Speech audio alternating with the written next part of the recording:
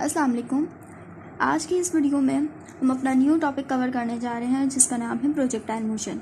Projectile motion basically हमारे पास 2D motion होता है और इससे हम बैलिस्टिक मोशन भी कहते हैं, यानी कि प्रोजेक्टाइल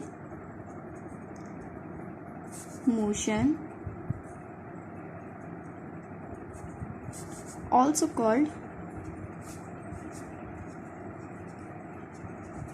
ballistic motion।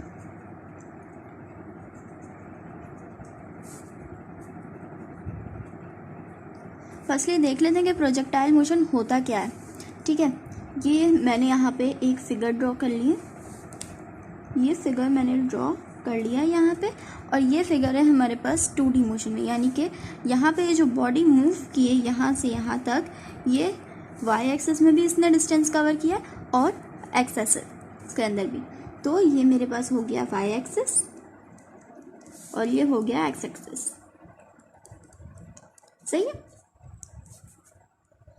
जब भी कोई भी बॉडी वाई एक्सिस और एक्स एक्सिस के अंदर डिस्प्लेसमेंट कवर करे उसको हम प्रोजेक्टाइल मोशन कहते हैं, लेकिन एक ही वक्त के अंदर।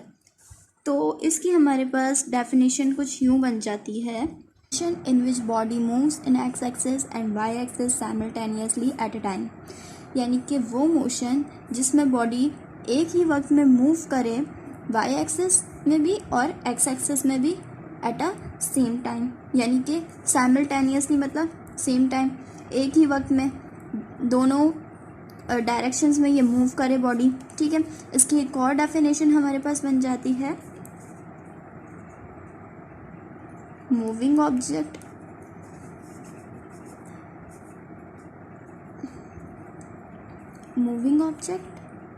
is also called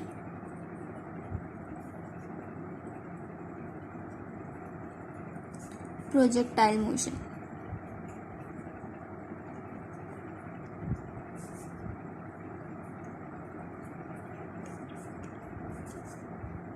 तो और इसके अलावा एक और छोटी सी डेफिनेशन है, वो भी लिख लेते हैं।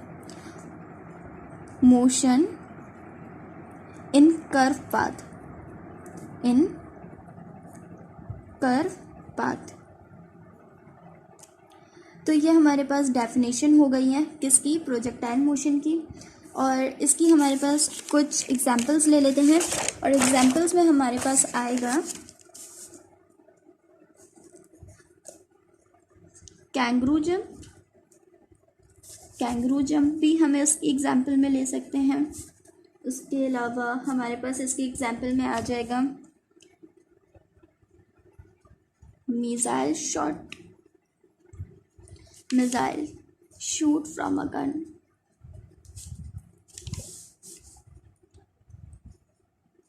सही है। इसके अलावा हमारे पास और भी बहुत सारी एग्जांपल्स हैं। इसके अंदर एक ले लेते हैं हम, किक्ड और थ्रोन बॉल। ये भी हमारे पास प्रोजेक्टाइल की एग्जांपल्स में आ जाती हैं। ठीक है, इसके अलावा हमारे पास कुछ प्रोजेक्टाइल मोशन के लिए कुछ 3 बातें ऐसी हैं, ख़ास तौर पे 3 से 5 बातें जिन्हें हमें पढ़ना लाजमी होता है। तो यहाँ पे हम लिख लेते हैं एनालिसिस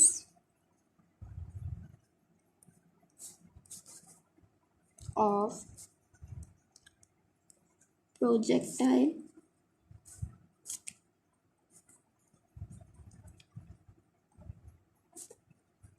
मोशन। ठीक है, फर्स्ट पॉइंट के अंदर हमारे पास ये बात आ जाएगी कि air resistance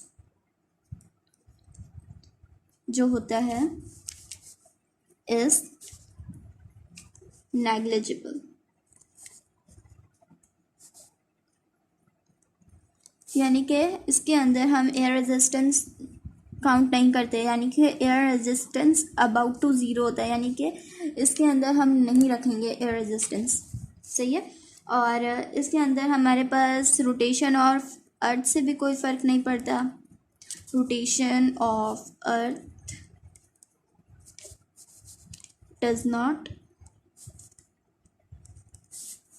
affect on it. इसके अंदर मास, शेप, साइज, ये चीज़ें का भी फ़र्क नहीं होता। मतलब कोई रिस्ट्रिक्शंस नहीं है कि आपका मास इतना ही होना चाहिए, या अगर आप किसी बॉल को एज अ प्रोजेक्टाइल मोशन जैसे हम करवा रहे होते हैं, ये एक हमारे पास बॉल हम यूँ थ्रो करते हैं और यहाँ पे जाके ये ग्राउंड पे गिरी है, तो यहाँ पे हमारे पास कोई लाजमी नहीं है कि आपके बॉल इतनी बड़ी होनी चाहिए या उसका साइज़ इतना होना चाहिए या इसका मास इतना होना चाहिए। तो ये चीज़ें इसके ऊपर इफ़ेक्ट नहीं करती हैं, ठीक है। और यहाँ पे हमारा लेक्चर होता है प्रोजेक्टाइल मोशन का एंड। और इसके अलावा अगर आपको कुछ समझ नहीं आता है तो आप मुझसे कमेंट सेक्शन में पूछ सकते हैं। और आज की इस वीडियो को हम फिर ख़त्म करते हैं। अल्लाह हाफ़िज़।